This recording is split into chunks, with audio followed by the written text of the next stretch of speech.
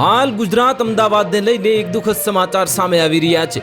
તાજેતરમાં આવેલા આશના વાવાઝોડાએ ગુજરાતમાં મોટી તબાહી સર્જી છે। આ વડોદરામાં હજી પૂરના પાણી ઓસર્યા નથી તો આ તબાહીએ ગુજરાતમાં વિનાશ તો વેર્યો છે, સાથે જ 32ના ભોગ પણ લીધા હતા। આશના વાવાઝોડાએ આ હવે કળ વળી નથી ત્યારે હવે ગુજરાત તરફ ભયાનક મોટું ડિપ્રેશન આવી રહ્યું છે।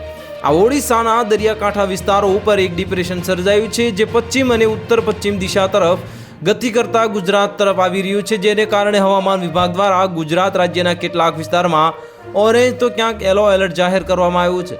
ફરી એકવાર રાજ્યમાં 40 કિલોમીટરની ઝડપે પવન ફૂંકાઈ શકે છે અને શનિવારે બંગાળની ખાડીમાં એક સારી રીતે લો પ્રેશર વિસ્તાર ડિપ્રેશનમાં પરાવર્તિત થઈ રહ્યો છે। ભારતીય હવામાન વિભાગ અનુસાર આ સિસ્ટમ મધ્યરાત્રિની આસપાસ વિશાખાપટ્ટનમ અને નજીક અડીને આવેલા દક્ષિણ ઓડિશાના દરિયાકાંઠાને પાર કરે તેવી અપેક્ષા છે। લો પ્રેશર સિસ્ટમ જે ઉત્તર આંધ્રપ્રદેશ અને દક્ષિણ ઓરિસ્સાના દરિયાકાંઠે સ્થિત હતી તે પશ્ચિમ ઉત્તર પશ્ચિમ તરફ આગળ વધી અને ડિપ્રેશનમાં મજબૂત થઈ છે। આશના વાવાઝોડા બાદ ફરી એકવાર ગુજરાત તરફ મોટું ડીપ ડિપ્રેશન આવી રહ્યું છે અને આ સિસ્ટમ વડોદરાના માથા પર મંડરાઈ રહ્યું છે।